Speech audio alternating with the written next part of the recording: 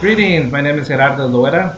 I'm the Community of School Administrator for Huntington Park, Walnut Park, and the City of Vernon.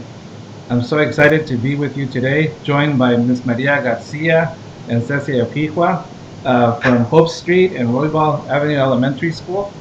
Uh, they are two of the 22 Teachers of the Year that were recognized yesterday by LA Unified School District. I'm so proud of both of them. Congratulations to both of you. And I'm here to just uh, get to know you a little bit more and share your story with our community in Huntington Park, as well as learn a little bit about your passions and what drives you and how is it that you're making a difference for students. So let's begin with Ms. Garcia. So Ms. Garcia, tell us a little bit about, why you even became a teacher. I became a teacher because I wanted to do something that was meaningful and that would contribute. And what better way to make a positive contribution than to be a teacher and to inspire other students and our leaders really tomorrow than through teaching. Fantastic. And Ms. Iquihua, so I spoke with your principal earlier. She's very proud of you too. And she told me about what a difference you make for students and how you're able to get the best out of the students that you teach. And so we know how hard that is, especially with the young ones that you have.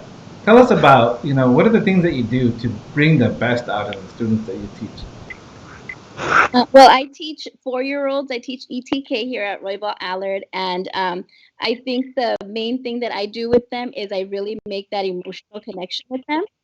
I really talk to them about their passions. I know their favorite color. I know how many pets are in their home. And we talk whether it's during instructional time or whether I'm outside on the yard jump roping with them.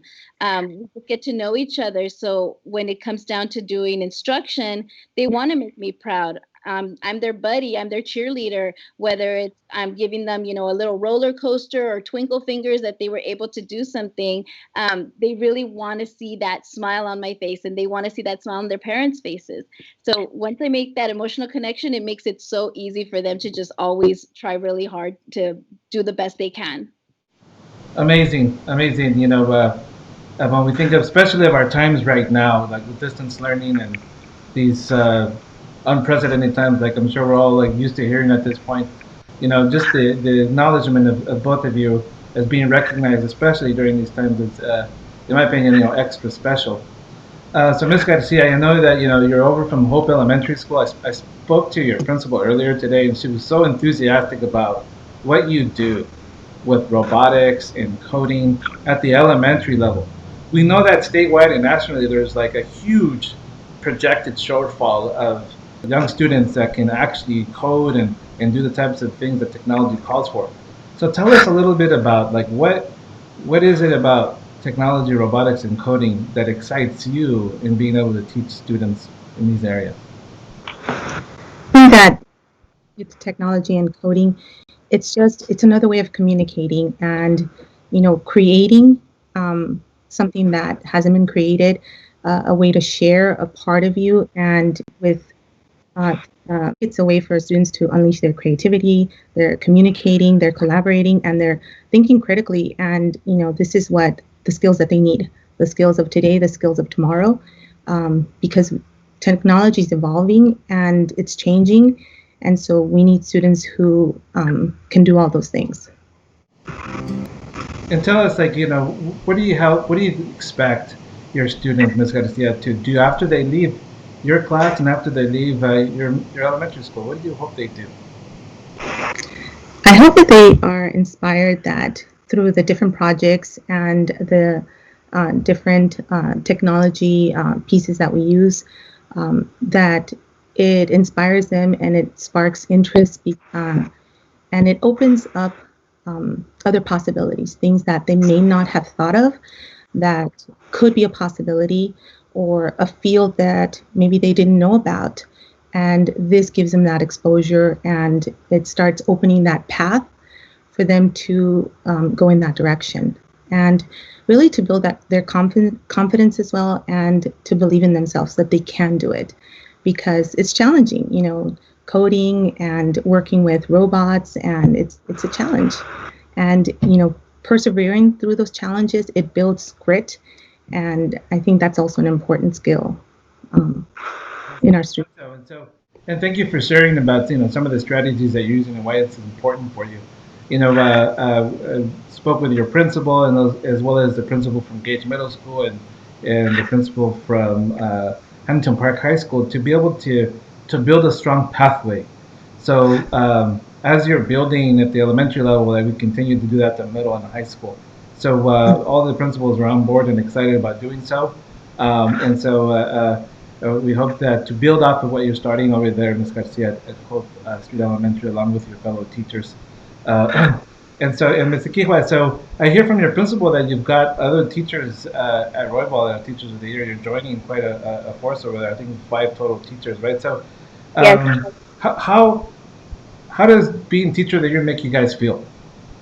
Oh my goodness, it's such an amazing feeling. I mean, just to be nominated was like a shock, to be acknowledged for the work that you do. I mean, I do this because I love it. I'm a teacher because I absolutely love it, and I don't mind spending my extra time, my extra money, my extra everything on my students, and just to be acknowledged is like the most amazing feeling in the world. And all of the teachers that are Teacher of the Year, they're amazing, and I just to be a part of that group is just like such an honor.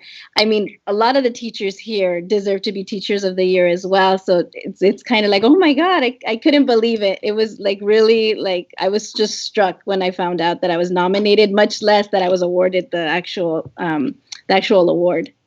Thank you, Ms. Equihua. How about you, Ms. Garcia? How does being Teacher of the Year make you feel? I think Ms. Equihua, said it. I was surprised, and I was without words. And to be nominated, I think is just amazing and an honor to just be thought of. And to be nominated, and then to be a recipient of this award. I think it's just. I think I'm without words, and I do this just like Ms. Equihua. It's for my students, and I tell my students, everything I do it for you, and I will spend my money. I said I'm a broke teacher. It's for you, and like Ms. Equihua said, I came from HP. I went through to Middleton. I went to Gage Middle, and I went to HP High School, and I do it for them because I want us to, for our community to be a role model, to have engineers and scientists come out, and so it's for them. And so I think it's just I'm without words. The reward for good work in education is often more work, and so I know how that goes, and you could probably appreciate that. So we in LA Unified are acknowledging you both among your peers for the amazing work that you're doing, your sacrifices, and just want to say thank you for your efforts and for your dedication, for your service, and for spending some time with me this afternoon as we share a little bit about you with our community here at Huntington Park and Warren Park. Thank you both so much. Thank you. Thank you.